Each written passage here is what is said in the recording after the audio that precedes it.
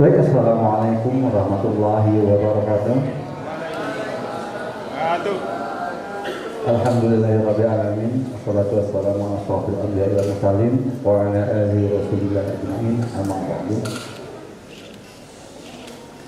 Pertama, puji syukur kita panjatkan kepada Allah Subhanahu wa taala yang mana pada kesempatan hari ini kita masih diberikan sebuah kenikmatan baik kesehatan, rezeki, sehingga kita bisa berkumpul di aula 200 STI Natuna dalam rangka kuliah umum yang narasumbernya cukup penting buat kita, apa materi yang akan disampaikan untuk kita dalami. Salawat serta salam tidak lupanya kita haturkan untuk junjungan kita Nabi besar Muhammad sallallahu alaihi wasallam dengan selalu bersalawat kepadanya. Allahumma shalli ala sayyidina Muhammad wa ala ali sayyidina Muhammad. Yang terhormat Bapak narasumber, Bapak Dr. Imran Rasyidi SHMH yang berserta rombongan, yang terhormat Ibu Ketua Pengajian Agama Natuna, yang terhormat Ketua Sekolah Tinggi Agama Islam beserta staf dan jajarannya, dan yang saya banggakan para peserta seminar kuliah umum pada malam hari ini. Baik, alhamdulillahirobbilalamin, saya dipercaya untuk memadu kegiatan kuliah umum pada malam hari ini. Ada beberapa sesi yang akan kita lalui. Ada sesi pertama, yaitu saya akan memperkenalkan narasumber kita malam hari ini. Sesi kedua yaitu pemaparan materi, dan sesi ketiga adalah diskusi atau tanya jawab dari peserta. Masing-masing durasi yang telah kami ditentukan oleh pihak panitia. Baik, adapun profil dari narasumber kita hari ini, nama lengkap Bapak adalah Dr. Imran Rasyidi SHMH. Tempat tanggal lahir di Kudus 10 Agustus 1965. Alamat sekarang di Mahkamah Agung RI, Jalan Merdeka Utara 9-13 Jakarta Pusat. Adapun pendidikan yang beliau tempuh yaitu S1 Hukum di Universitas Islam Malang di tahun 1990, S2 Ilmu Hukum di SDIH Iblang tahun 1995, dan S3-nya di Hukum Islam di UIN Sunan Kalijaga Yogyakarta 2006. Adapun jabatan yang pernah beliau tempati yaitu Hakim di Pengadilan Agama Kudus tahun 1991 sampai 1996, Hakim di Pengadilan Tinggi Agama Semarang tahun 1996 sampai 2003, Hakim di Mahkamah Agung RI tahun 2003 sampai 2023, Hakim Agung Kamar Agama Republik Indonesia 2003 sampai sekarang, dan Ketua Kamar Agama Republik Indonesia 2024 sampai sekarang. Selanjutnya, adapun organisasi yang pernah beliau jalani, yang pertama adalah Himpunan Advokat Indonesia, yang lebih dikenal dengan PERADI, dan Asosiasi Advokat Internasional atau IBA. Penghargaan yang pernah yang diperoleh adalah Satya Rencana Karya Satya 10 tahun, tepatnya pada tahun 2001, Satya Rencana Karya Satya 20 tahun, tepatnya pada tahun 2011, dan penghargaan sebagai Hakim Agung Berprestasi 2020. Banyak sekali publikasi yang telah beliau publikkan ke beberapa atau media yang mempublikasikan, ada dari buku, jurnal, dan lain-lainnya. Nah, itulah sedikit pemaparan tentang profil narasumber kita malam hari ini. Untuk selanjutnya kami persilakan kepada Bapak narasumber untuk memberikan pemaparan atau kuliah umum kepada kami tentang peran dan kontribusi hukum Islam dalam pembangunan hukum nasional. Kepada Bapak, waktu dan tempat dipersilakan, Pak. Bismillahirrahmanirrahim. Assalamualaikum warahmatullahi wabarakatuh. Bismillahirrahmanirrahim. Alhamdulillahirabbil alamin. Alhamdulillahilladzi alafa baina qulubina fi hidayatil Islam. Asyhadu an la ilaha illallah wahdahu la syarika lah.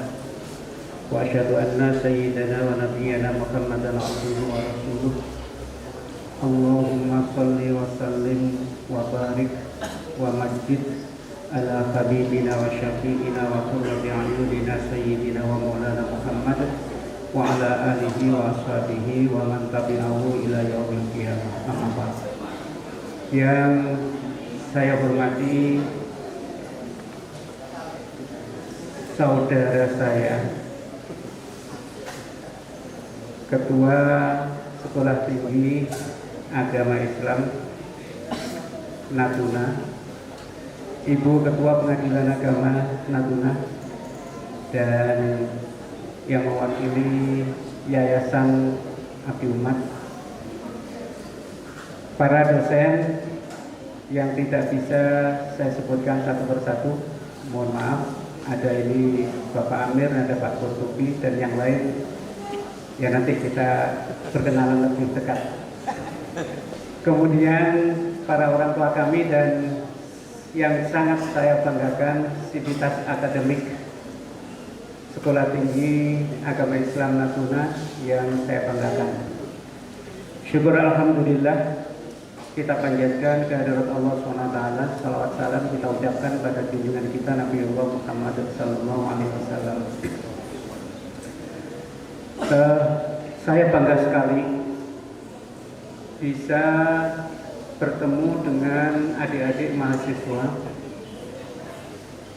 Dan kalau tadi dikatakan, sudah benar yang dikatakan oleh Bapak Ketua STAI bahwa sebenarnya Natuna ini adalah, Rane ini adalah kampung kedua saya. Karena saya kurang lebih mungkin ada 4 tahunan bertugas berjibaku ya di Kabupaten Natuna ini. Jadi insya Allah sudut-sudut Pulau Natuna ini sudah saya injak, saya sudah menginjakkan kaki ke sana. Karena waktu itu baik Bupati Pak Hamid maupun Pak Daeng, ya, saya sering terlibat di dalam kegiatan-kegiatan di Pemda. Salawat salam mari kita ucapkan pada junjungan kita Nabiullah Muhammad sallallahu alaihi wasallam. Itu yang pertama. Saya kesini merasa pulang kampung karena ini kampung saya yang kedua. Di samping saya memang dari Jawa, tapi saya merasa juga bagian dari masyarakat di Rane, sebagai bagian dari masyarakat di Natuna ini. Yang kedua, saya datang ke sini mungkin untuk tahun 2023 setelah saya berpisah dengan Natuna tahun 2007 ya Pak Natuna ya, Pak Umar ya. Iya.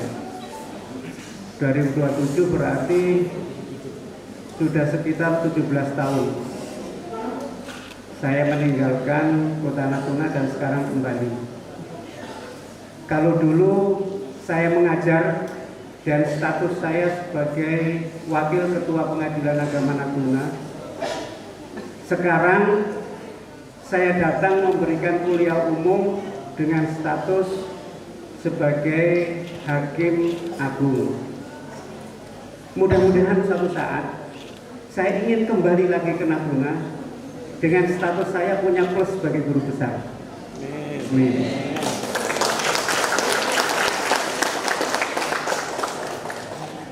Karena pada beberapa hari yang lalu saya dipertemukan dengan Prof. Bahtiar yang sebenarnya mantan orang TV. Beliau juga mencoba merangsang saya, Pak, bagaimana kalau kita persiapkan untuk jabatan guru besar. Saya sebenarnya malu karena saya jawab saya masih belum siap. Tetapi saya satu saat insya Allah akan berpikir ke sana, tetapi bukan untuk yang sekarang. Kemudian sering kita berkomunikasi Intinya beliau siap untuk mendampingi, mengantarkan. Mudah-mudahan, karena setelah saya ketemu dengan teman-teman di Natuna ini, mudah-mudahan satu saat ketika memberikan kuliah umum, entah 2 tahun, 3 tahun, 4 tahun lagi atau kapan, akan sudah dengan status yang tambah lagi. Mengapa? Saya ingin katakan pada adik-adik bahwa era sekarang itu adalah era yang serba terbuka. Adik-adik tidak boleh berkecil hati. Siapa yang bilang Natuna itu sebagai tempat pembuangan anak jin? Tapi ini memberikan semangat saja ya, bukan bermaksud apa-apa. Ya. Dibuktikan bahwa putra-putra Natuna itu dapat mewarnai pentas pada level nasional. Seperti Pak Umar ini pemikirannya sudah mendunia, sudah mengglobal, sudah menasional. Jadi yang ingin sebagai kata kunci yang ingin saya sampaikan bahwa kita tidak boleh berkecil hati, bahwa kita berangkat dari STAI misalnya dibanding dengan perguruan tinggi yang lebih besar, tidak boleh berkecil hati. Ya. Sejauh Anda sekalian survive dalam setiap step kehidupan, insya Allah karirnya akan melanggeng, akan sampai ke puncak. Karena tadi disampaikan untuk berbagi trik, saya berpikir yang namanya keberhasilan itu adalah bertemunya antara kesempatan dan kemampuan. Adik-adik sekarang mungkin stepnya baru bawah, mulai belajar di tingkat S1. Maka tidak boleh berhenti untuk menjadi manusia yang maju. Setiap ada kesempatan, silakan dimanfaatkan. Setiap saat kita mempersiapkan diri untuk mempunyai satu kemampuan, sehingga ketika kesempatan dan kemampuan ini bertemu, itulah Anda akan menjadi orang sukses. Dalam beberapa karir yang tadi sudah saya katakan, tapi saya luruskan, saya bukan ketua Kamar Agama, tidak, jadi baru Hakim Agung ya. Awal-awal karir saya sebagai hakim di pengadilan agama, saya mungkin dikenal dengan hakim yang hanya dari pulau ke pulau, dari Tanjung Pinang, dari Selat Panjang, kemudian sampai ke Natuna. Tetapi saya yakin bahwa satu saat sistem ini akan berubah. Jadi adik-adik jangan kemudian pesimis menganggap bahwa saya orang kecil, saya orang Natuna, saya tidak bisa untuk sampai ke atas. Itu harus dibunuh pemikiran semacam itu. Karena sejak awal saya yakin bahwa sistem ini pada suatu saat akan berubah, dan itu ternyata betul. Maka kalau dulu itu ya, yang namanya orang-orang seperti saya itu ya pindahnya itu hanya sebatas kepulauan saja. Tetapi saya punya keyakinan sistem ini akan lebih baik suatu saat. Maka ketika mulai ada perbaikan sistem, kemudian semuanya lebih transparan, maka akan terlihat mana orang yang baik, mana orang yang berprestasi akan terlihat. Maka karir saya ya, saya lalui dari Natuna, kemudian ke Batam, kemudian menjadi Wakil Ketua Pengadilan Agama Bengkulu, kemudian menjadi Ketua Pengadilan Agama Malang, kemudian menjadi Ketua Pengadilan Agama Jakarta Selatan, kemudian menjadi Hakim Tinggi Pengadilan Tinggi Agama Medan, tak lama kemudian menjadi Wakil Ketua PT Pengadilan Tinggi di Palangkaraya di Kalimantan Tengah, dipindah lagi kemudian ke Makassar, dipindah lagi ke Jogja, dipindah lagi ke Ambon, dipindah lagi ke Samarinda, ke Kaltim. Jadi kalau di sini belum ada yang ke IKN, saya tiap hari sudah pergi ke IKN. Jadi itu ya. Jadi IKN itu masih dulunya masih hutannya tanaman itu Tapi alhamdulillah perkembangannya sekarang sudah bagus. Dan saya tidak pernah berpikir satu saat akan menembus, diberi hidayah, diberi pertolongan oleh Allah menjadi hakim agung. Karena untuk menjadi hakim agung bukan sesuatu yang gampang.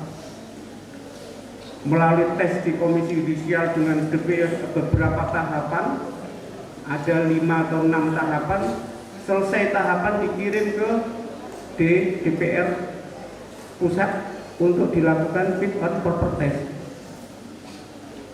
Kalau di KY prosesnya itu adalah proses kebanyakan akademisi, kalau di sudah lembaga-lembaga di DPR sudah lembaga politis. Kita ditantang, apakah kita itu akademisi murni, mengandalkan ini murni, atau kita punya komunikasi dengan yang lain. Nah, ini ya, selalu diperoleh oleh orang-orang yang mampu merebut kemampuan dan mampu merebut kesempatan.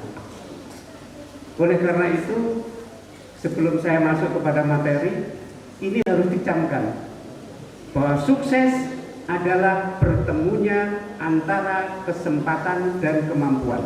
Maka persiapkanlah diri adik-adik sekalian menjadi orang yang punya kemampuan dan orang yang tidak bosan untuk merebut kesempatan, memanfaatkan kesempatan pada setiap saat. Itu kuncinya. Kesempatan itu apa saja, sesuai dengan level seseorang. Mungkin bisa jadi kesempatan merebut di organisasi kemahasiswaan, silakan. Ketika Anda sebagai orang yang mampu, ketika kesempatan ada, itulah sebagai satu proses untuk pembelajaran. Itu juga mungkin barangkali yang dialami oleh bapak-bapak dosen sekarang, misalnya Al-Ustadz Al-Qurtubi misalnya. Kita kaji, beliau sekarang pada tingkat ini, gitu. Bagaimana dia meraih tingkat posisi semacam ini?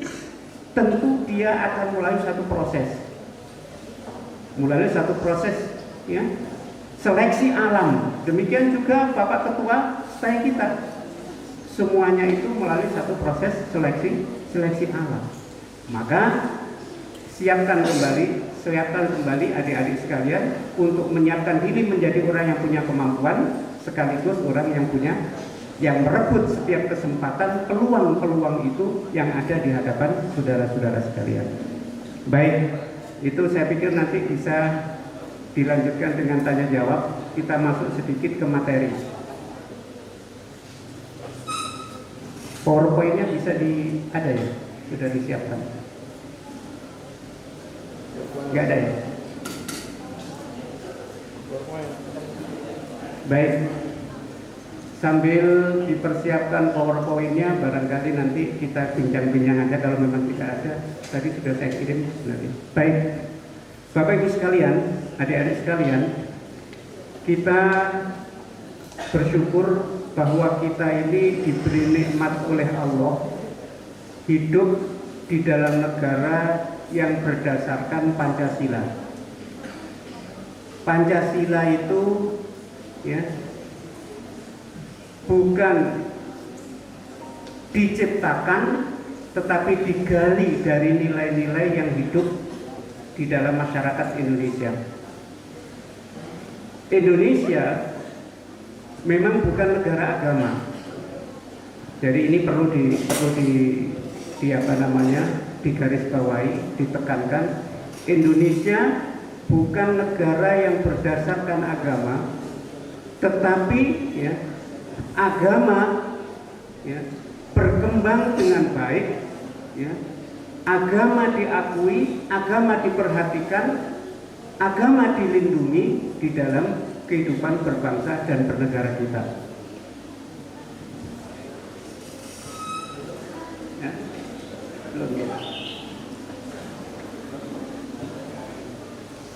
Itu satu, ya, yang harus kita perhatikan bahwa Indonesia bukan negara berdasarkan agama, tetapi di Indonesia yang berdasarkan Pancasila ini kehidupan agama dilindungi, diperhatikan dan mendapatkan kesempatan. dan itu dijamin di dalam pasal 29 Undang-Undang Dasar Negara Republik Indonesia tahun 1945. Ya, dijamin dalam Undang-Undang Dasar Negara Republik Indonesia tahun 1945 bahwa negara menjamin kemerdekaan setiap penduduk atau warga negara Indonesia untuk beribadah, ya, menurut agama dan kepercayaan masing-masing. Nah, dari pasal 29 ini, ya, jadi agama dan negara itu saling sinergi, duduk secara harmonis, tidak boleh dipertentangkan. Oleh karena itu, adik-adik mahasiswa sering mendapatkan satu statement dari para tokoh-tokoh kita bahwa negara berdasarkan Pancasila ini adalah satu bentuk final dari kehidupan berbangsa dan bernegara kita yang diinginkan oleh para founding father kita.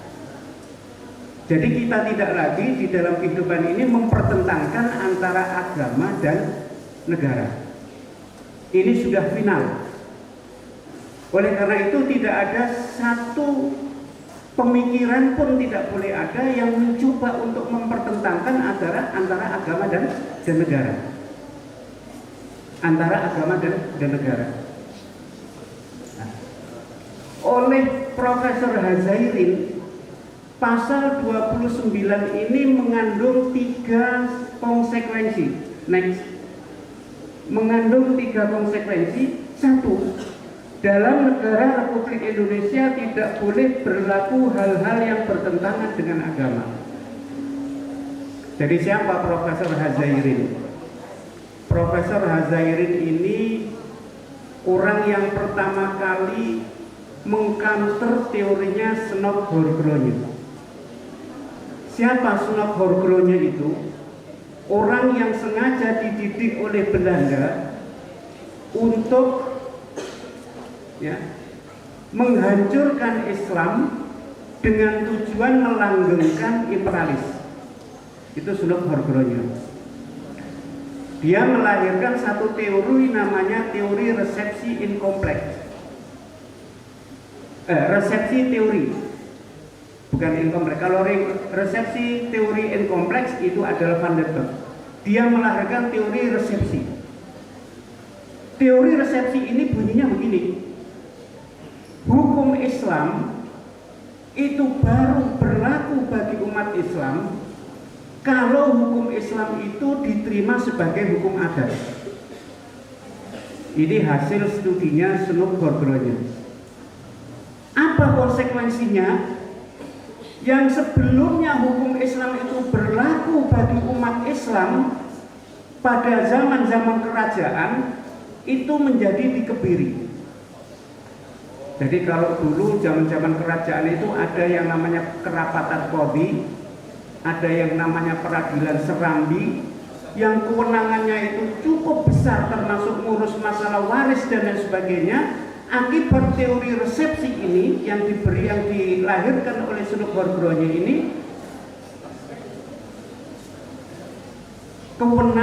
kewenangan tentang lembaga agama, peradilan agama itu dikebiri menjadi hanya 3: nikah, talak, cerai, dan rujuk. Waris menjadi kewenangan landaran. Wakaf dan lain sebagainya tidak menjadi kewenangan. Ini akibat teori resepsinya Snok Horgronya. Maka kemudian setelah Indonesia merdeka, Profesor Hazairin mengkantor teorinya Snok Horgronya ini dengan teori resepsi exit, bahwa teori resepsinya Snok itu harus exit, keluar dari tanah Republik Indonesia. Jadi kalau kita belajar hukum waris, ada beliau juga mengarang buku tentang pewarisan bilateral dan sebagainya. Jadi dari teori resepsi exit ini kemudian digali kembali, diakui kembali, ya, lembaga-lembaga agama, terutama yang berkaitan dengan hukum-hukum Islam. Karena sejak awal teori berlakunya hukum Islam di Nusantara, di kerajaan-kerajaan Islam itu adalah teori kredo.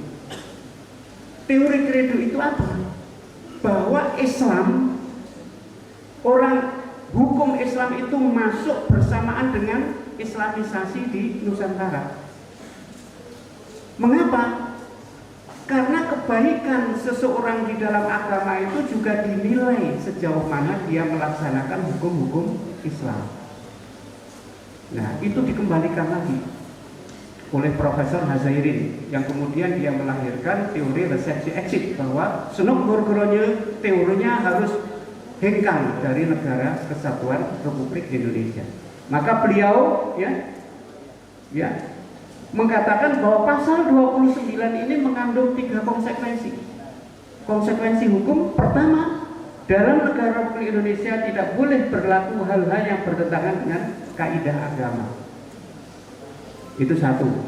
Maka kalau kemudian ada kaidah-kaidah yang bertentangan dengan agama, boleh kita beri masukan kepada penguasa negara bahwa inilah jaminan pasal 29 berdasarkan pendapat Profesor Hazairin tidak boleh ada.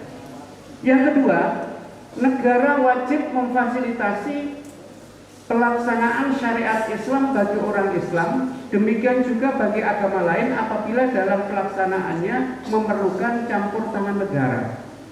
Dan ini sudah dibuktikan. Orang Islam wajib haji, negara ikut membantu. Ini konsekuensi dari pasal 29. Meskipun Indonesia bukan negara agama, tapi pelaksanaan kehidupan beragama terjamin dengan baik. Yang ketiga, syariat yang tidak memerlukan bantuan kekuasaan negara untuk menjalankannya menjadi kewajiban pribadi bagi masing-masing orang. Ya. Seperti apa? Seperti sholat. Seperti apa lagi? Seperti yang lain. Jadi ketika tidak memerlukan campur tangan negara itu tetap menjadi kewajiban. Jadi konsekuensi dari pasal 29 inilah, maka kemudian kita merasa bahwa Indonesia meskipun bukan negara yang berdasarkan agama, tapi Indonesia lebih kondusif dibanding dengan negara-negara yang mengatasnamakan dirinya berdasarkan agama. Oleh karena itu, harmonisasi di Indonesia, harmonisnya kehidupan di Indonesia ini harus tetap kita pertahankan. Next. Baik, dalam konteks pembangunan hukum, hukum Islam ini, fikih ini memiliki satu posisi yang sangat strategis sebagai bahan baku hukum. Karena dalam kontemplasi hukum Islam ini menjadi satu sistem hukum tersendiri. Jadi bisa dipelajari, bisa dipelajari paling lengkap. Hukum Islam ini memiliki sistem hukum yang lengkap dari mulai kecil sampai kepada hal yang besar. Yang tadi Pak Ketua STAI menyampaikan ada prodi tentang hukum pidana hukum pidana Islam. Nah, di Mahkamah Agung itu kalau hukum pidana Islam itu yang sekarang berdasarkan undang-undang dan Konun Aceh itu ada Konun nomor 7 tahun 2013, Konun nomor 6 tahun 2014. Di sana sudah berlaku tentang konon syariat Islam dan sangat bagus sekali. Di ketika negara sekarang ini,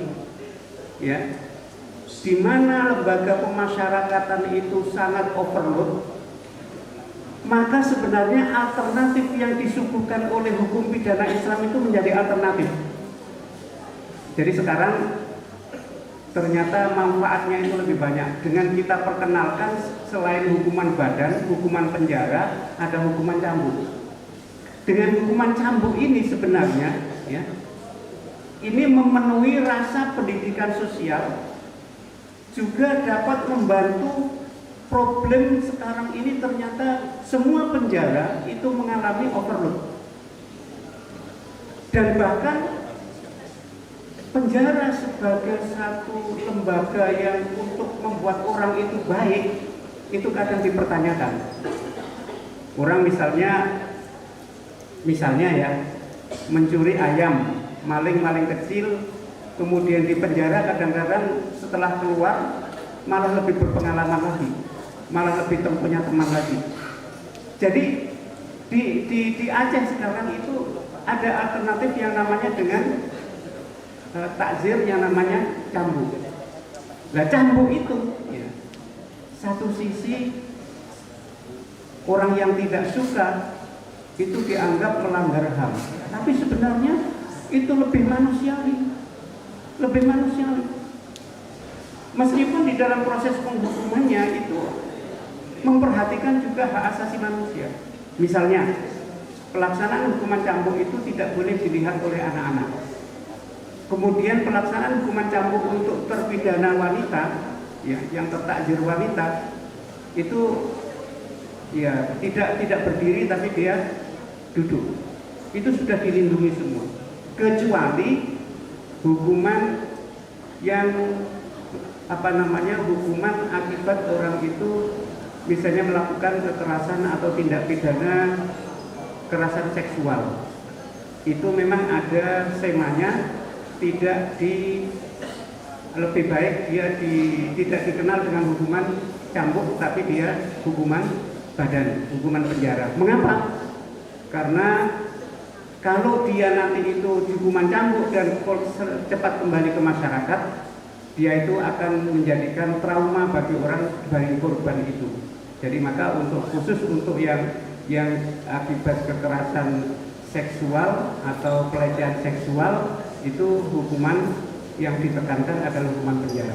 Nah, ini yang berlaku di Aceh. Silahkan nanti adik-adik dipelajari. Tidak menutup kemungkinan kalau memang aspirasi masyarakat, ya, mengendaki pelaksanaan pidana Islam itu berlaku di daerah Natuna, monggo saja. Tetapi ya harus dilaksanakan secara konstitusional. Baik, Bapak Ibu sekalian, ini barangkali saya tidak terlalu banyak, saya hanya garis-garis besar saja. Kontribusi hukum Islam ke dalam hukum nasional itu bisa berjalan melalui 3 bentuk. Pertama, murni dari hukum Islam yang disebut fikih, ya, seperti tentang hukum zakat. Undang-undang tentang zakat itu murni semua diambil dari hukum Islam. Seperti juga kompilasi hukum Islam itu murni diambil dari hukum Islam. Ada bentuk yang kedua. Ada bentuk adalah ada dari hukum Islam, ada bentuk di luar hukum Islam. Seperti halnya undang-undang perbankan syariah. Kalau undang-undang perbankan syariah ini, ya, perpaduan antara muamalah Islam dengan muamalah yang sudah terjadi di perbankan konvensional. Mungkin barangkali bertanya, mengapa kita tidak murni dari muamalah tukang sayur, ya, pengen nabung dititipkan di bank, nabung di bank. Nah, bank ini diputar dengan akad mudharabahnya diputar. Dia mengumpulkan dana dari orang-orang dari masyarakat, dia kemudian mempertemukan orang-orang yang butuh modal.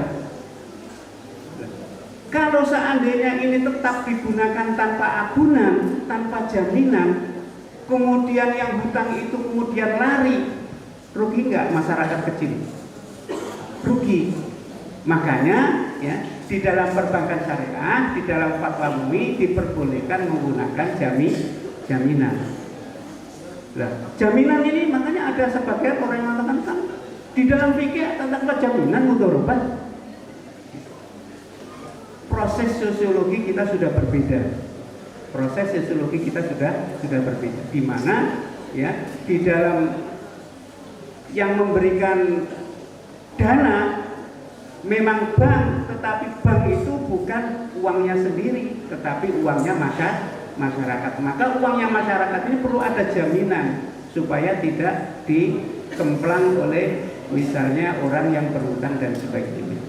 Jadi itu bentuk kedua, ini adalah semi. Ada yang ketiga, memang tidak diambil dari fikih, tetapi sesuai dengan tujuan hukum Islam.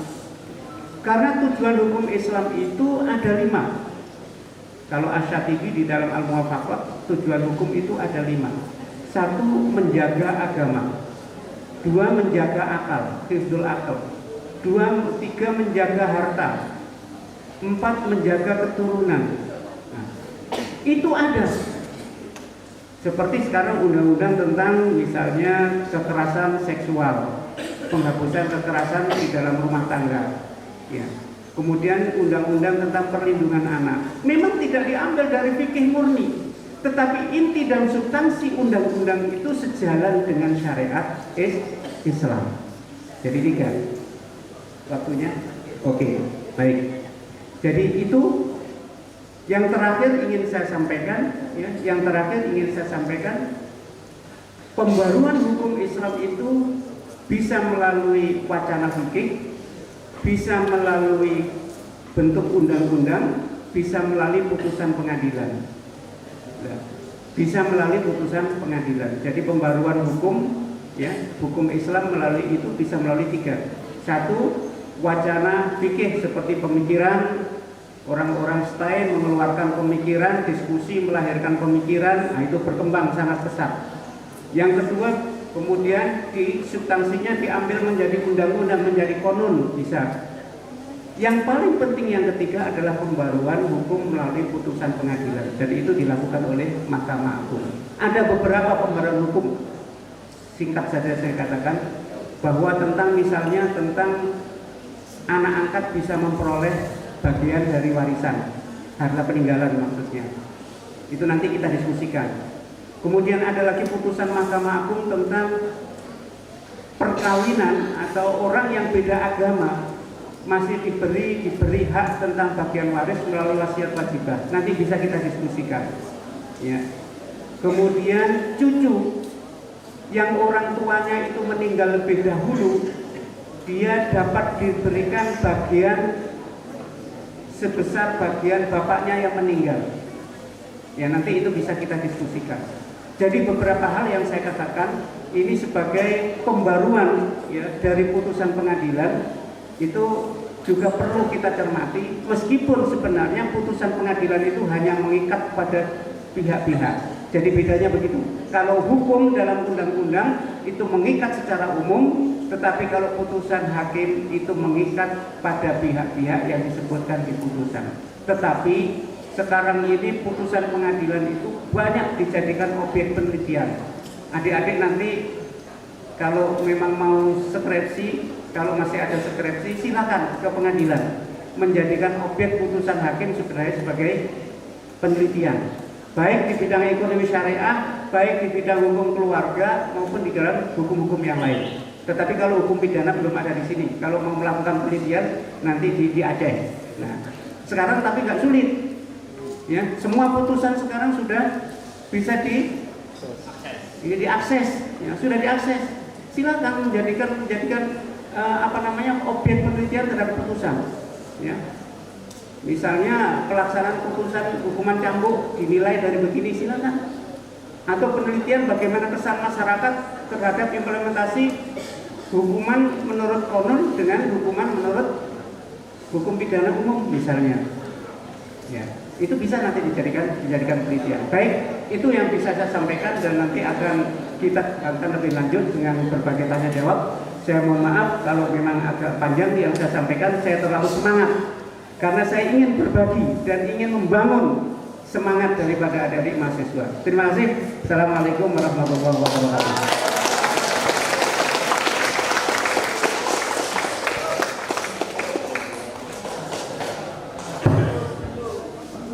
Baik, alhamdulillah kita sudah mendapatkan sebuah pemaparan tentang keilmuan hukum khususnya yang cukup bermanfaat bagi kita semua khususnya untuk mahasiswa.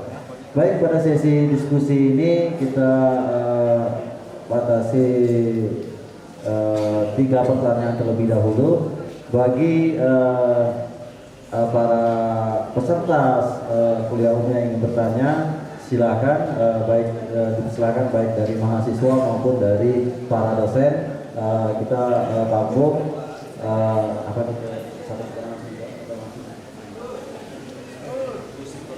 baik kita tampung. Baik, kita langsung ke 3 pertanyaan.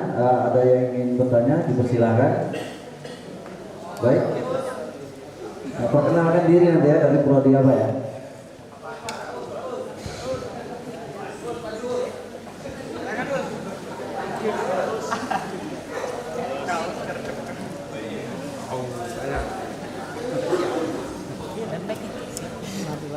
Bismillahirrahmanirrahim.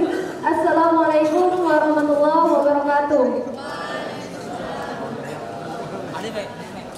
Terima kasih Pak atas kesempatan yang telah diberikan. Sebelumnya saya ingin memperkenalkan diri terlebih dahulu. Perkenalkan, nama saya Alia Sarah. Saya dari Prodi Hukum Pidana Islam semester 7.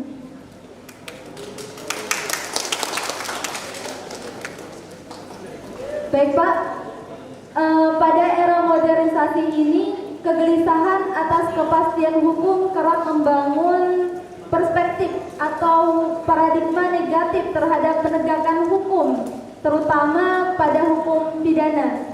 Dan pertanyaan saya Pak, apa yang menjadi faktor penyebab atau kendala hukum Islam sejauh ini belum mampu menyentuh wilayah hukum pidana yang berlaku di Indonesia? Apakah instrumen dalam hukum Islam atau fikih jinayah tidak mampu memberikan kontribusi pada penggunaan hukum nasional, khususnya atau hukum pidana, Pak? Terima kasih, itu saja Pak. Wassalamualaikum warahmatullahi wabarakatuh.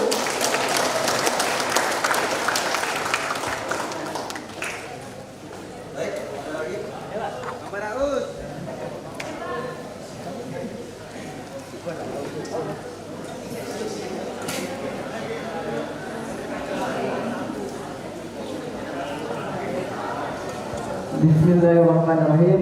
Assalamualaikum warahmatullahi wabarakatuh.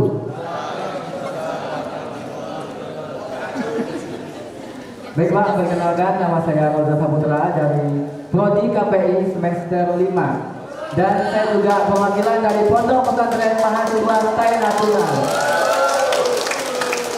Nah, dari sekian banyak cerita dari Bapak tadi, semoga teman-teman termotivasi di sini untuk menjadi seperti Bapak. Perjuangannya dari daerah ke daerah hingga sekarang menjadi Mahkamah Agung, Masya Allah ya. Semoga teman-teman di sini termotivasi untuk dari narasumber kita. Dan langsung saja ke pertanyaan saya, Pak. Ini cuma mudah-mudahan bahasa penasaran saya. Nah, pertanyaannya, sebelum proses Islamisasi khususnya di Natuna gitu Pak, yang belum masuk agama. Nah, hukum apa yang digunakan sebelum proses Islamisasi khususnya di Natuna gitu Pak. Nah, yang jelas pasti hukum nasional juga belum ada, karena setahu saya proses Islamisasi yang masuk ke Natuna itu sebelum masa kemerdekaan Pak. Nah, itu.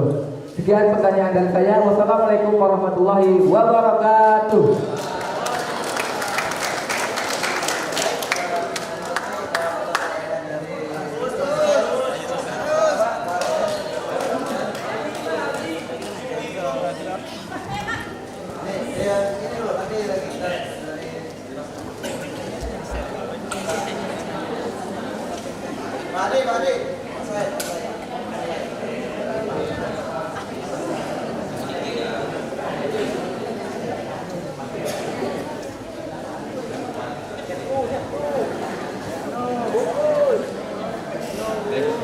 kasih. Assalamualaikum warahmatullahi wabarakatuh. Terima kasih atas waktu yang diberikan. Ya, saya tadi dikritik dengan permasalahan pada ini konvensi undang-undang pasal nomor pasal 29 itu menurut Prof. Zaini yang mengatakan ada 3 hal yang harus dilakukan dalam hal walaupun negara Indonesia tidak dikatakan kepada Islam, tetapi harus ada 3 hal di dalamnya. Ya. Pertama itu adalah dalam negara Republik Indonesia tidak boleh berlaku hal yang bertentangan dengan kaidah agama. Ini kata yang paling kita garis bawahi, tidak boleh, gitu ya. Iya. Lalu kaidah agama, artinya makna di sini kaidah agama Islam. Ya. Baik. Tetapi bahwa secara undang-undang atau peraturan segala macam, memang ada hal-hal yang melanggar kaidah Islam itu dilarang, tetapi bahwa larangannya itu dalam istilah kalau bahasa Arab ini macam-macam. Ya, kata la itu ya ada yang memang tidak sama sekali, ada yang remang-remang, ada boleh, ya, ada yang boleh sekarang atau boleh masa depan, gitu kan? Nah, jadi kalau kita melihat ya la sini atau tidak boleh ini, ya, tapi masih ada, itu pelanggaran terhadap, ya, yaitu hal-hal yang bertentangan dengan kaidah, ya, agama yang ada di Indonesia ini.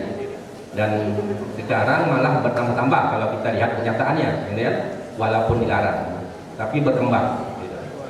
Yang kedua adalah negara wajib memfasilitasi pelaksanaan syariat Islam bagi orang Islam. Demikian juga bagi agama lain apabila dalam pelaksanaannya memerlukan campuran negara. Jadi dicontohkan yaitu haji.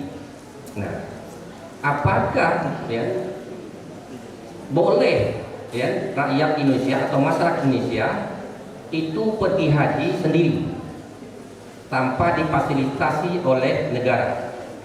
Ya, ini kan jika diinginkan oleh ya masyarakat atau ya tidak, artinya wajib memfasilitasi, tapi kalau masyarakat tidak mau difasilitasi kan boleh. Nah, gitu kan? Nah, kenapa? Ini kan dari hitung-hitungan, Pak. Kalau pergi haji dengan fasilitas difasilitasi negara seperti yang dihebohkan kemarin, orang pergi umroh ya itu 20 lebih juta, itu bisa PP 13 hari. Ya, pergi 13 hari itu biayanya sekitar 25 juta atau 30 juta. Nah, itu bisa 13 hari ya perjalanan. Sementara harga tiket saja kemarin itu per orangnya itu 22 juta. Ya, harga tiket pesawat baru. Artinya itu ada beban yang besar. Ya. Kenapa? Kalau dihitung-hitungkan, kan jamaah haji itu harus menanggung bukan dirinya sendiri juga, tetapi ada orang lain yang bersamanya. Ya, baik itu petugas dan sebagainya. Nah, makanya jadi besar mungkin. Maka ada keinginan masyarakat Indonesia biar saja kami pergi sendiri atau menggunakan fasilitas lain yang bukan pemerintah yang mengelolanya. Gitu kan? Karena kemungkinan itu akan lebih ringan seperti yang tadi umroh tadi. Nah, itu kan apakah itu yang boleh hal itu yang dilakukan untuk soal nomor 2 tadi, Pak. Baik, ya saya minta penjelasan dari 2 hal tadi, Pak. Itu aja. Baik, terima kasih ya. Wassalamualaikum warahmatullahi wabarakatuh. Terima kasih. Pertanyaannya bagus sekali. Yang pertama tentang pertanyaan menggelitik dari teman-teman mahasiswa. Untuk hukum pidana ini bagaimana sebenarnya ya kontribusinya dalam pembangunan hukum di Indonesia? Memang untuk hukum pidana ini kadang-kadang ada satu kengerian. Kengerian misalnya tentang hukum potong tangan, tentang hukum kisos dan sebagainya. Ini seringkali juga dijadikan senjata untuk menakut-nakuti agar tidak digunakan hukum Islam. Tetapi sebenarnya adik-adik sekalian, ada satu konsep sekarang yang disebut dengan restoratif justice. Apa itu restoratif justice? Itu adalah misalnya begini, tindak pidana yang dilakukan oleh anak, ya, oleh anak dan korbannya juga anak, ini diharapkan nanti itu diselesaikan dengan di luar proses peradilan dengan sama-sama ada ganti rugi dan sebagainya. Ini sebenarnya ada di dalam konsep Islam. Misalnya ahli waris, ya, bisa tidak menuntut kisos, ya, kepada pelaku muda pidana dengan satu ganti rugi yang namanya diat, ya, yang namanya diat. Ini sebenarnya bisa kita masukkan tapi tanpa menggunakan baju Islam. Nah, tanpa menggunakan baju Islam. Jadi peran sekarang yang bisa dilakukan oleh adik-adik adalah bagaimana menggali konsep-konsep hukum Islam di bidang pidana maupun di bidang perdata, dan supaya mudah diterima tidak harus dikasih baju Islam. Kadang-kadang sekarang ada Islamofobi, hal-hal yang berbau Islam dia cenderung ditolak, gitu loh. Jadi oke lah, kita bermain kultural saja. Jadi nilai substansinya kita ambil dari konsep syariat, meskipun tidak kita tawarkan dengan baju Islam. Jadi itu jawaban saya, kita tidak perlu berkecil hati, ya. Tetapi kita tetap semangat, ya. Bidang pengabdian adik-adik sekalian masih luas. Ekonomi Islam, saya katakan ya, ini ada prodi ekonomi Islam. Itu kalau menurut saya, memang kita harus melaksanakan dengan berbagai kekurangan yang ada. Karena tidak mungkin kita langsung perkenalkan ekonomi Islam itu dengan 100% Islami. Itu tidak mungkin. Kita berjalan dulu lah. Maka di tengah jalan kita perbaiki. Ada beberapa kasus yang sampai pada tingkat kasasi, ya. Memang, ya, misalnya ada sampai jam berapa sih? Ya. Misalnya ada pinjaman dengan agunan. Biasanya itu, kalau di dalam konsep Islam maupun konsep hukum, antara bank dan peminjam ini harus diletakkan dengan setara dalam perjanjian baku, dalam kontrak baku. Tetapi yang dalam prakteknya kan tidak begitu. Misalnya Pak Kutubi sedang butuh mau membangun rumah, ditawari bank dapat 5 miliar. Udah, dalam konsepsi pikiran, dalam mindsetnya 5 miliar, wah bagaimana besarnya itu kalau kita beli kerupuk. Beberapa sodoran kontrak itu ditandatangani saja. Nah ya, ditandatangani saja. Baru kalau kemudian di tengah jalan kedengar-dengar nggak bisa bayar, kemudian mempermasalahkan, dulu saya nggak baca Pak tanda tangannya, apalagi tulisannya kecil-kecil kan gitu kan. Nah itu 100% ya, orang memperkarakan dengan alasan itu di pengadilan. Tulisannya kecil-kecil, tidak baik, tidak bisa dibaca, kemudian saya nggak baca. Ada yang kedua, alasannya saya nggak diberi salinannya setelah kita kontrak. Nah, itu saya sering katakan sama bank-bank, ini loh sekarang permasalahan sengketa yang sering masuk tentang ekonomi syariah. Siapa sekarang yang berwenang untuk memperbaiki kontrak baku? Kontrak baku itu kan sebenarnya disusun oleh dua belah pihak, tapi ini sudah disodorkan oleh bank. Sekarang disodorkan oleh bank. Nah, siapa sebenarnya? Sebenarnya OJK, Otoritas Jasa Keuangan, itu bisa untuk mencoba untuk memberikan aturan supaya seimbang. Namanya akad itu kan harus seimbang. Nah, yang terakhir kemarin saya berdialog diskusi dengan Ketua Otoritas Jasa Keuangan dan Kepala BI. Nanti OJK ini ada kewenangan mewakili nasabah untuk melakukan gugatan terhadap misalnya bank atau lembaga keuangan. Misalnya ada kerugian dan sebagainya, dia bisa melakukan. Ini sedang digodok permanya, bagaimana proses nanti, dia apakah bentuk class action sebagai gugatan perwakilan atau bagaimana. Ini perkembangan terbaru. Itu misalnya ya. Jadi ini kelemahan-kelemahan, tetapi konsep ekonomi syariah harus tetap kita jalankan. Makanya dulu hakim-hakim pengadilan agama juga dicemooh. Kenapa bisa SAG mengadili tentang ekonomi kan itu? Diplesetkan SKG sarjana angguk-angguk. Akhirnya dijawab oleh Mahkamah Agung. Ada proses doktorisasi, semua hakim diusahakan menjadi doktor S3. Kemudian ada sertifikasi. Nah, sekarang ada sertifikasi untuk hakim yang menangani ekonomi syariah harus sudah bersertifikasi sebagai hakim ekonomi syariah. Ini satu jawaban. Kita tidak boleh patah semangat di tengah jalan. Bahwa konsep Islam ini harus kita perjuangkan terus. Dan saya bangga dengan Natuna. Ya, Natuna ini alumninya sudah banyak mengisi peluang-peluang di kabupaten ini. Bayangkan kalau tidak ada STAI Natuna, kekurangan guru juga belum terjawab. Nah, tepuk tangan untuk STAI Natuna. Ya. Itu jawaban saya yang pertama deh ya. Jadi tetap kita semangat ya, tetap kita semangat. Ya.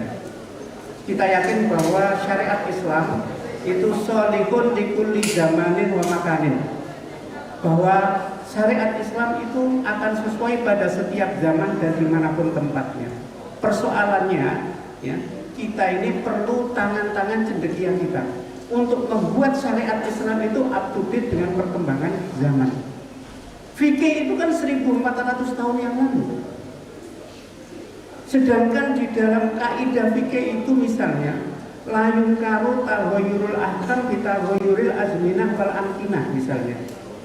Bahwa hukum itu dimungkinkan berubah dengan perubahan waktu dan tempat. Konsep fikih yang kita ambil dari Timur Tengah itu belum tentu 100% itu sesuai. Karena apa? Sosiokulturalnya berbeda. Mengapa di dalam satu madhab ada yang namanya wali mujbir dan satu madhab lain tidak? Karena madhab yang mengenal wali mujbir, wali berhak memaksa anak perempuannya untuk nikah, itu berada di dalam kondisi sosial yang tertutup, sehingga seorang anak itu tidak bisa memilih. Sedangkan dalam kondisi sosial yang terbuka, tidak mengenal lagi namanya wali mujbir. Anak perempuan merdeka untuk memilih pilihannya sendiri. Nah, ini yang harus digali. Kita ini harus menggunakan legal sistemnya para ulama mazhab. Usul fikihnya kita gali. Nah, di sini kan banyak kiai-kiainya itu. Ya. Kemudian pertanyaan yang kedua apa tadi? Era Islamisasi sebelum. Oke. Pertanyaan ini juga cukup menggelitik. Islam, gimana pelaksanaan hukum Islam ketika sebelum kerajaan dan sebagainya? Ada beberapa tahap. Ketika Islam itu pertama kali masuk, belum ada kekuasaan yang menaungi, maka prosesnya ada yang namanya tahkim. Apa proses tahkim itu? Pak Umar bersengketa sama Pak Amir tentang perbatasan tanah pekarangan. Mau ke pengadilan belum ada. Bagaimana caranya? Beliau berdua menunjuk seseorang teman yang dianggap percaya, yang dipercaya untuk menjadi hakim. Udah, tolong diselesaikan masalah saya. Dia menjadi namanya proses tahkim. Proses tahkim. Demikian juga, misalnya mau nikah, tidak ada wali, walinya jauh. Nah, walinya jauh. Kemudian dia melakukan apa? Ada yang namanya dia mengangkat wali, namanya wali muhakkam. Misalnya walinya jauh atau wali tidak punya wali, maka dia diangkat. Misalnya Pak Qurtubi diangkat oleh seorang gadis, jenengan menjadi wali saya mau nikah, namanya wali muhakam. Nah, yang anehnya ketika kita sudah ada kekuasaan itu masih digunakan, maka timbul namanya kawin siri. Ya kan begitu? Ya Pak Qurtubi kuliah kenal dengan ini, udah kita tunjuk aja dia walinya deh. Wali muhakam itu boleh di dalam fikih, itu penerapan yang salah. Ya kan? Ketika as-sultan waliyu man la waliyalaha, bahwa sultan itu menjadi wali bagi orang yang tidak punya wali, itu dari presiden ditauliahkan ke menteri agama, dari menteri agama ke Kakanwil ke Kemenak kabupaten ke KUA. Maka pengurus KUA punya tauliah dari imam untuk menjadi wali hakim, yang tauliahnya dari imam. Tetapi imam-imam yang di kampung seringkali udah saya wali hakim, nikahnya di mana? Pak Imam Qurtubi dulu. Dan itu yang pemikiran itulah ya. Kadang-kadang ya dunia itu sudah berkembang, tapi mindset kita masih ketinggalan. Ya, gitu. Ya enak-enak saja. Itu jadi begitu deh. Setelah Islam membentuk satu kekuasaan, sultan itu mesti didampingi oleh hakim syariat. Ya, oleh hakim syariat. Setelah Indonesia merdeka, maka kekuasaan kehakiman itu diatur di bawah Mahkamah Agung. Maka pembiasan di luar itu sebenarnya inkonstitusional, tidak boleh. Nah, ini nanti biar saya diundang Pak Ketua stay lagi lah berbicara lebih lebar.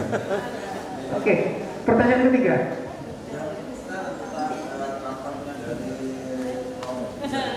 Oh iya. Makna kaidah Islam, Iya. banyak sekali pelanggaran yang terjadi. Iya. Bolehkah rakyat miskin naik haji? Oke. Jadi ini pendapat Prof. Hazaidin yang saya tertarik sekali. Ini menjadi alasan ilmiah kita untuk bagaimana negara itu punya concern dengan pelaksanaan agama, termasuk juga punya concern dengan hukum, tidak boleh bertentangan dengan agama.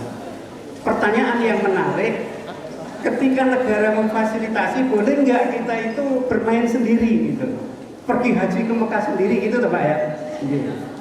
Di politik ketatanegaraan maupun di politik hukum negara itu ada, kalau tidak salah malah ada di pembukaan Undang-Undang Dasar 1945, negara wajib melindungi segenap bangsa Indonesia dan seluruh tumpah darah Indonesia. Jadi negara itu wajib melindungi. Nah kalau seandainya ada warga negara yang ingin pergi sendiri-sendiri, kemudian tidak terlindungi, misalnya di sana gimana? Tersesat, di sana dirampok di Somalia, di sana apa? Kemudian negara mengatur sekarang harus resmi. Nah, ya sebaiknya mungkin itu ikut. Nah persoalannya sekarang, lah kan mahal Pak. Ya persoalan mahalnya itu bagaimana bisa murah? Tanya Pak Umar.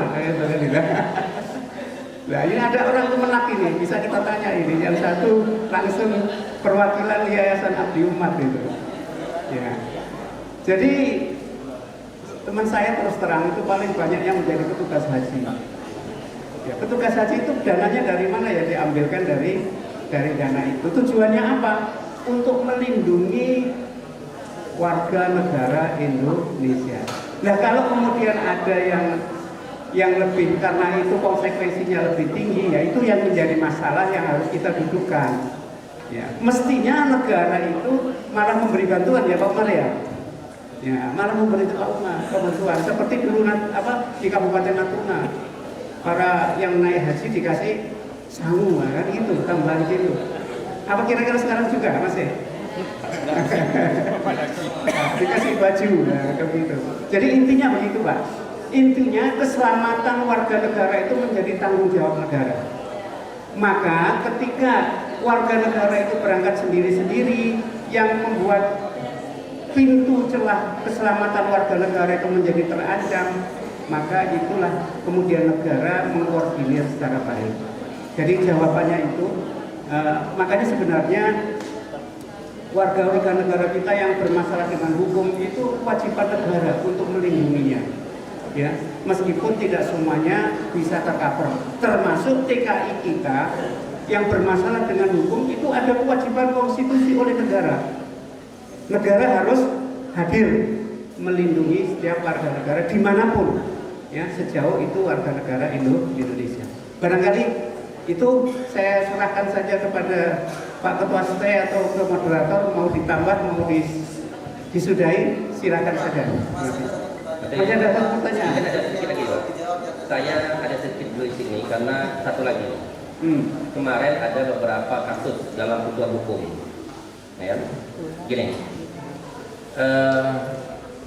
Ada beberapa kemarin ada yang menyimpan uang misalnya, kan, atau mendepositokan atau memberikan uang kepada satu MI, manajemen investasi lah.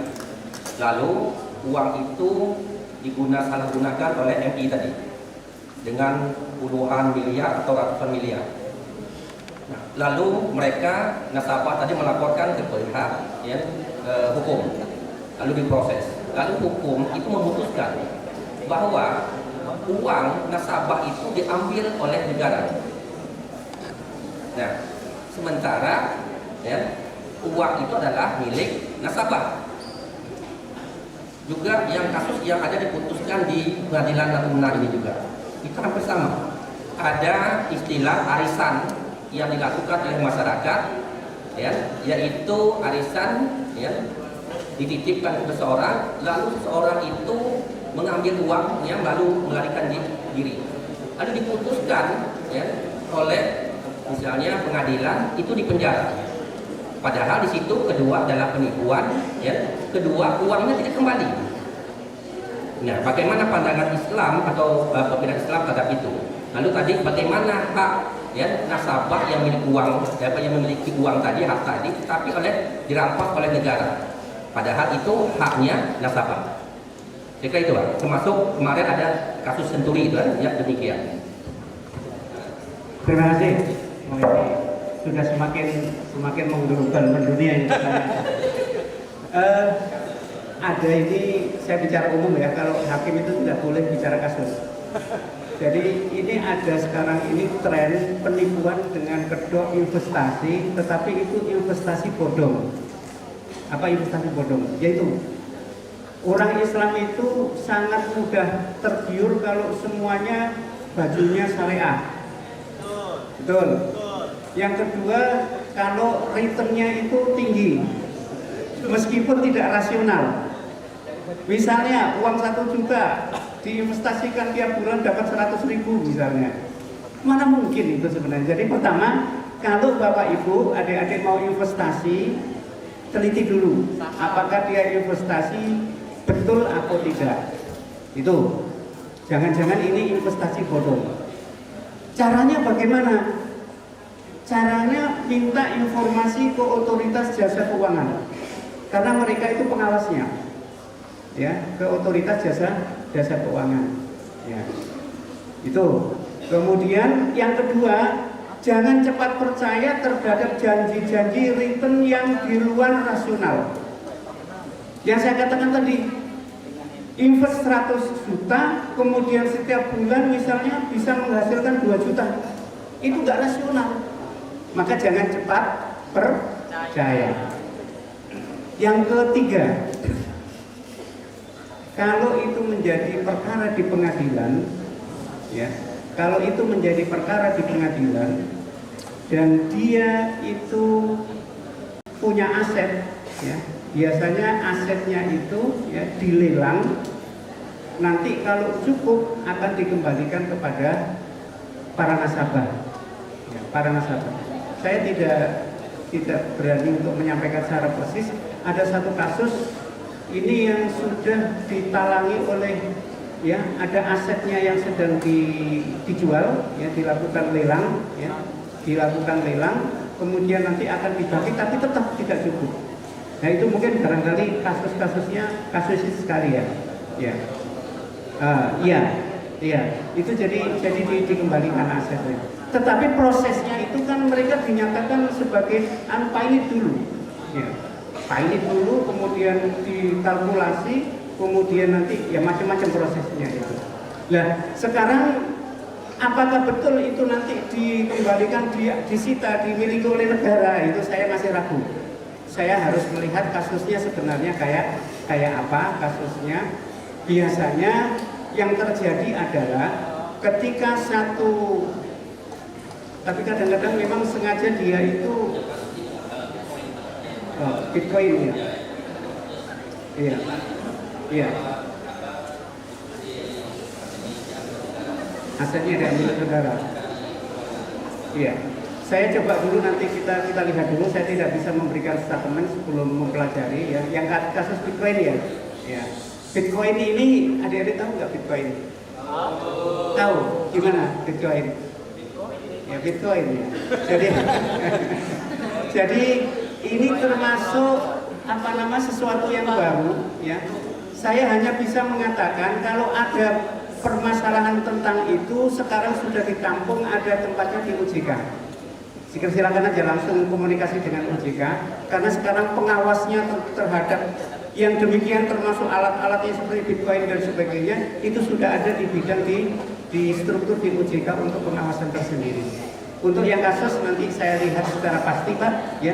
Intinya biasanya kalau putusan pengadilan itu asetnya setelah dijual nanti dikembalikan kepada nasabah. Tetapi ya saya nggak tahu kasusnya apa pertimbangannya kok tadi kata Bapak dirampas untuk negara. Nah, atau mungkin ada proses sesuatu yang tidak yang ada nalar hukumnya barangkali juga saya kurang tahu. Jadi nanti saya lebih baik secara persis nanti untuk mempelajari itu. Terima kasih dan mohon maaf ya belum bisa memberikan jawaban sekarang. Saya kembalikan kepada moderator. Tambah. Ini masih ada penikmat. Baik, mengingat waktu yang diberikan oleh penyelenggara 70 menit, tapi kita akan ada permintaan kita memberi cukup 2 pertanyaan saja. Dipersilakan Pak Iman. Terima kasih. Assalamualaikum warahmatullahi wabarakatuh. Baik, mungkin langsung saja. Alhamdulillah, ini kesempatan yang sangat langka. Mungkin kita bertemu dengan Hakim Agung langsung ya. Mungkin langsung saja Pak, saya ingin sedikit bertanya tentang wasiat wajibah yang tadi Bapak singgung dalam KHI ini. Apakah sudah diatur wasiat wajibah untuk cucu yang mahjub itu? Kalau seandainya belum diatur di KHI, yang kita tahu itu kalau di Mesir itu sudah diatur ya di perundang-undangan. Kalau seandainya belum diatur di KHI mengenai itu, bagaimana cara mau masuk ke situ? Baik, itu aja. Assalamualaikum warahmatullahi wabarakatuh. Baik, satu lagi. Silakan.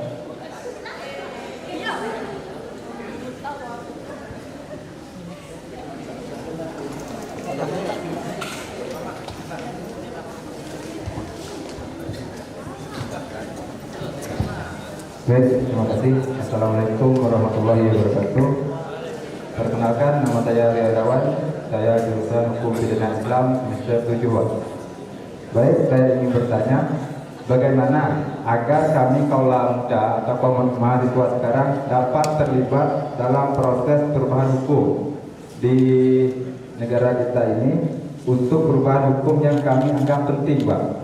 Terus, dan apa peran interpretasi hukum dalam pengembangan hukum Islam dalam menjawab tantangan zaman modern atau zaman kedepannya apa? Sekian, terima kasih.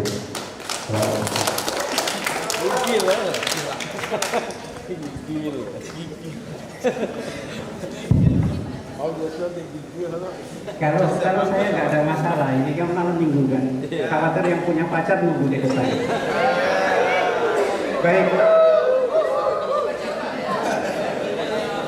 Atau semuanya ini belum laku? Baik. Baik. Jadi saya contohkan begini ya. Ini misalnya Pak Umar ini adalah orang tua, kemudian punya anak 4 orang. Ya, punya anak 4 orang. Bukan istri loh, tapi anak loh. Jadi dalam perjalanannya 4 ini saya nggak nunduk, salah satu meninggal.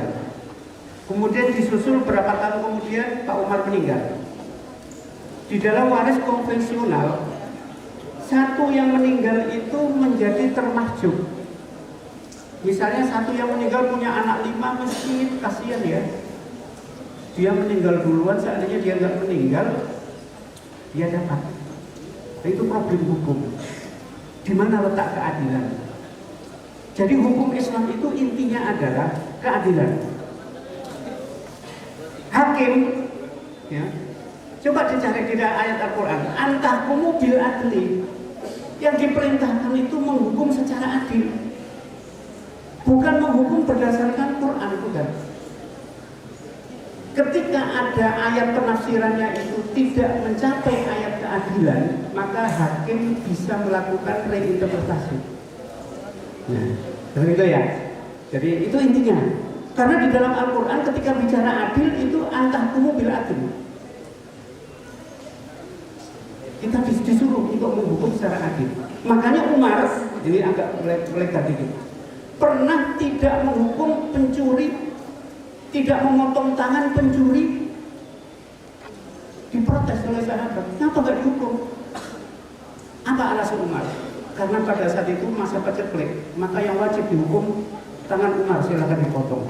Karena dia sebagai pimpinan tidak memberikan kecukupan warga. Padahal ayat Al-Qurannya wasariku wasariqatu faqta'u aydiyahuma. Nah, ini contoh menjadi ahli hukum yang cerdas. Jadi tidak harus menerapkan hukum sebagai law in book saja, tetapi law in actionnya selaras dengan keadilan di masyarakat. Maka problem yang ditanyakan tadi, bagaimana tentang wasiat wajibah? Maka ada lembaga hukum yang namanya wasiat wajibah. Wasiat wajibah itu kan pertama begini, ayat pertama sebelum ayat waris turun, itu semua orang yang mau meninggal wajib wasiat untuk kerabatnya. Kemudian untuk kerabat, untuk anak dan sebagainya. Kemudian turun ayat waris. Nah, yang memberikan porsi masing-masing, istri sekian, anak sekian, sekian. Maka ada pendapat turunnya ayat waris itu menasah dari hukum wasiat. Ya. Tapi ada pendapat lain, bukan yang dinasah itu adalah yang sudah ditunjukkan bagiannya. Sedangkan yang tidak ditunjukkan itu masih wajib berwasiat. Nah itu. Maka ketika ada kasus seperti ini kemudian tidak ada wasiat, secara hukum dia harus dinyatakan berwasiat. Maka namanya wasiat wajibah. Nah gitu. Nah wasiat wajibah caranya adalah ini itu anak-anaknya bisa menduduki yang orang tuanya yang mati duluan tadi. Sehingga dia misalnya punya anak 5, dia ada 4 bersaudara, bagiannya dia berapa bisa diwaris oleh anaknya. Itu dianggap lebih adil. Lembaga itu sudah ternormalkan dan ternormalkan pun di undang-undang kita. Sudah. Memang kita menggunakan wasiat wajibah. Kita menggunakan wasiat wajibah. Oh, kalau di KHI digunakan flat forfulling atau waris pengganti. Namanya waris pengganti, tapi bukan wasiat wajibah. Tapi intinya sama. Itu sebenarnya berdamai antara hukum adat dan hukum Islam. Mengikuti kalau nggak salah satu di Pakistan dia menggunakan, kalau nggak salah, kemudian di Mesir menggunakan wasiat wajibah. Ya. Jadi termasuk juga itu juga yang sudah diadop di Al-Ahkam, Majalatul Ahkam Al-Adliyah juga sudah ada yang kemudian itu ekonomi ya itu. Kemudian yang jelas di kompilasi kita sudah diadop. Oke, monggo. Misalnya kan ternyata wasiat wajibah itu tidak terlaksana. Iya. Apakah ahli waris ini bisa menuntut ke pengadilan? Siap, bisa. Jadi karena itu sudah menjadi norma di kompilasi hukum Islam, ya, maka ahli waris yang tidak dapat tadi bisa menuntut ke pengadilan. Siap lagi, siap. Ini ada kasus nih. Untuk kita sebagai ustadz misalnya kan, Iya, ketika ditanya oleh jamaah, Iya. apakah kita boleh itu? boleh. Boleh ya? Jadi sejauh norma hukum silakan aja pasalnya nanti tanya sama Bu Ketua Pengadilan Agama Nasional. Iya. Kalau ini gurau loh, kalau ditanya ke rumah bawa ayam hitam satu. Enggak, Bu, enggak. Oh, ini enggak boleh. Bagi aparat pengadilan itu ada yang namanya gratifikasi, sangat tidak boleh. Jadi saya permaklumkan di sini pengadilan agama anti gratifikasi. Ya. Jadi bisa ditanya dan ada pasal yang mengatur. Karena itu menjadi norma, maka kita bisa menjelaskan kepada masyarakat. Izin. Siap. Selama ini kan kita selalu ini Pak, ketika ditanya masalah itu, mungkin kita tidak tahu KHI dan kita selalu mengatakan di KHI belum diatur, gitu kan? Yang kita ketahui kalau di Mesir itu sudah diatur di undang-undang. Jadi yang kita ketahui selama ini kan, nah, jadi kita tak berani menyarankan, misalnya kan, biasanya kan masyarakat ini kan kalau bertanya nggak langsung ke pengadilan, Pak, ke Ustadz dulu, gitu, ke Pak Imam dulu, gitu kan. Kalau ke pengadilan kan payah katanya nih. Oke, kalau seandainya ada pertanyaan seperti itu, apakah kita langsung saja menyarankan, oh ini diwasiatkan gitu? Iya. Jadi mungkin bisa dijawab. Pertama, kalau mau hubungan dengan pengadilan sekarang ada yang namanya meja informasi. Nggak apa-apa, nggak bayar, nggak apa, malah di sana itu ruangannya sejuk, ada permen, ya silakan dinikmati. Ini promosi Bu Ketua. Yang kedua, kalau ingin memberikan penjelasan, bilang saja di pasal sekian kompilasi ada hak, ya, pengatur tentang wasiat wajibah bagi cucu yang ditinggal bapaknya meninggal lebih dahulu daripada pewaris. Dia diatur. Dan kalau ada hak yang dirugikan bisa menggugat ke pengadilan. Nanti mudah-mudahan nanti bisa dilayani oleh pengadilan, biar pengadilan tidak mengadili cerai saja. Mengadili wasiat wajibah juga. Terima kasih. Saya sampaikan sekali lagi, bahkan wasiat wajibah tidak hanya pada cucu, tetapi sekarang anak angkat sudah bisa. Jadi misalnya begini, Pak Umar ini katakanlah orang kaya, kebunnya banyak. Nanti mudah-mudahan saya dikasih satu sertifikat. Padahal dia banyak. Misalnya anaknya 2, karena uangnya banyak, semua anaknya sekolahnya di Amerika. Dia tiap hari kirim berbulan-bulan ke Amerika. Karena di rumah itu kesepian, nggak ada yang bantu, dia ngangkat anak. Bayangkan, anaknya itu juga bantu bekerja, ngantar ke setai, misalnya itu, waktu sakit merawat, iya kan? Kira-kira adil nggak kalau kemudian ketika bicara tentang harta peninggalan anak angkat dibiarkan? Datang anak yang asli, wah kamu nggak dapat pergi, ini saya milikin semua. Misalnya, ini supaya gampang, mohon maaf ya, mohon ampun. Jadi hukum memberikan perlindungan kepada anak angkat dengan model tadi wasiat wajibah. Karena dia secara psikologis dianggap orang yang dekat dengan mayat, ya, dengan pewaris, karena dia sehari-harinya dibantu bersama dan kadang-kadang dianggap sebagai anak sendiri.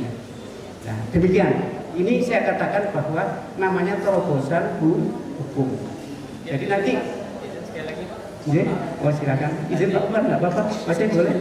Jadi kalau cucu manjuk tadi mungkin ya kan, tapi kalau anak angkat ini apakah bisa juga nuntut itu kalau wasiat wajibah? Iya.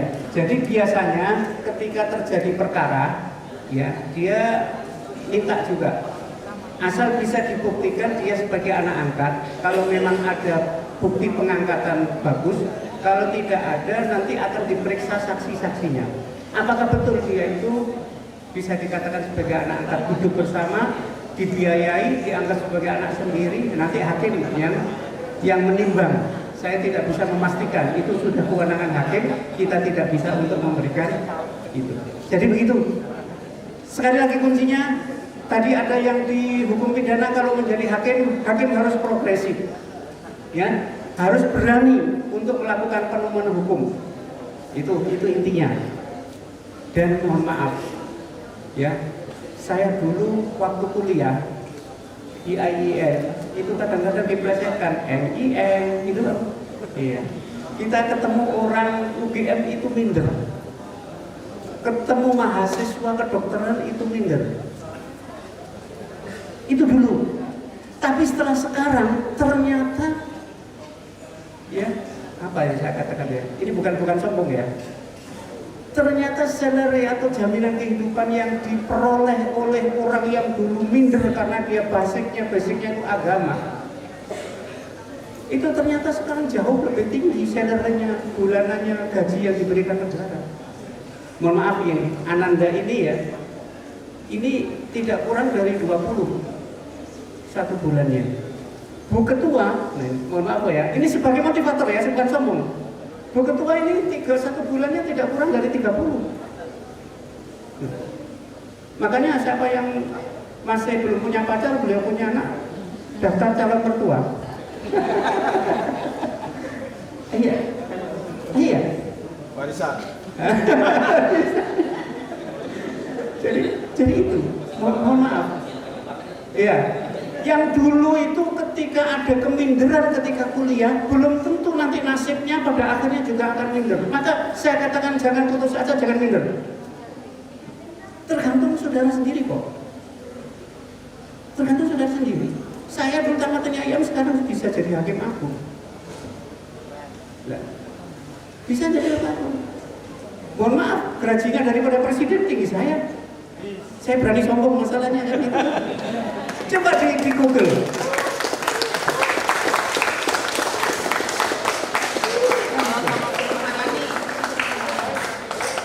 Itu saya bukan sombong, tapi saya ingin membangun optimisme.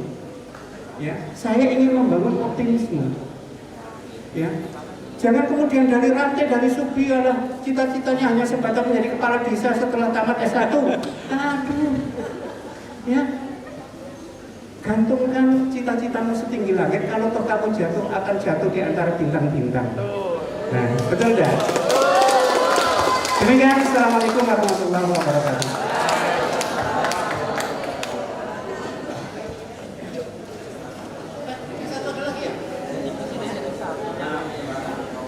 Ini tadi Pak.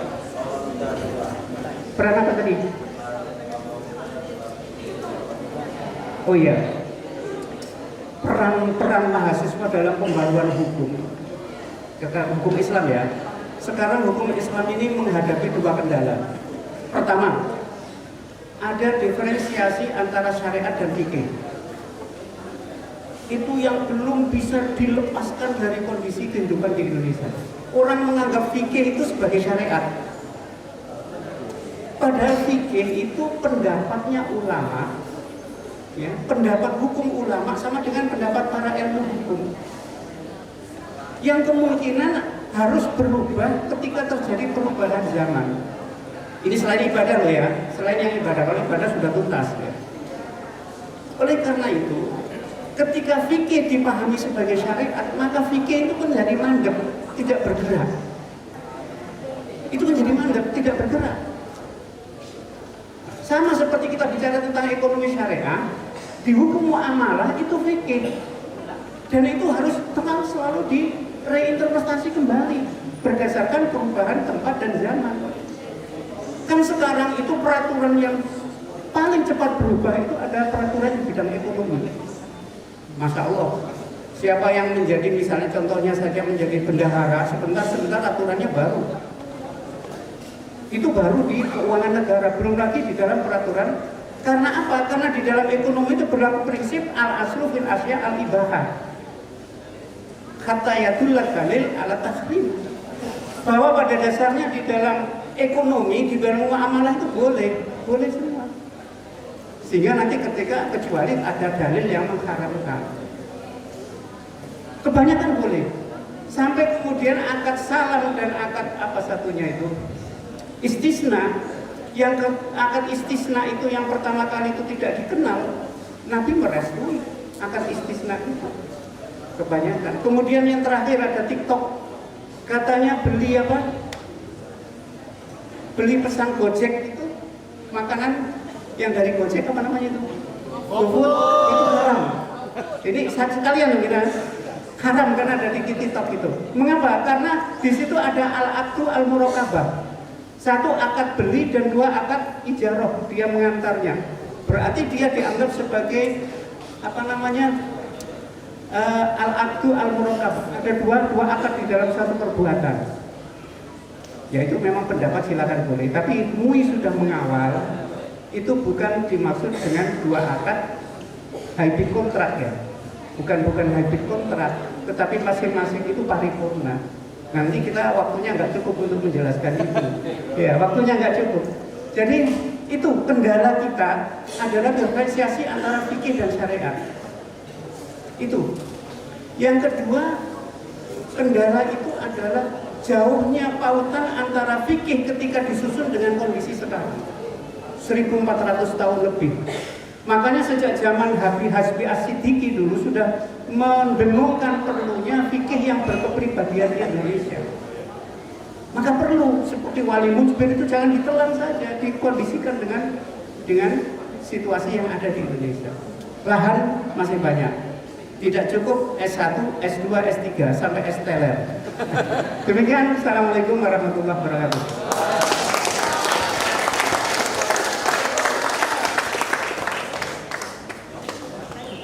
Baik, terima kasih atas dan mengingat bahwa waktu sudah mencapai batas maksimum yang diberikan oleh penyelenggara, maka sesi kuliah umum ini kita akhiri. Saya sebagai moderator mohon maaf apabila dalam memandu kegiatan kuliah umum terdapat sebuah kesalahan dalam ucapan. Saya akhiri, wabillahi taufiq wa hidayah. Assalamualaikum warahmatullahi wabarakatuh.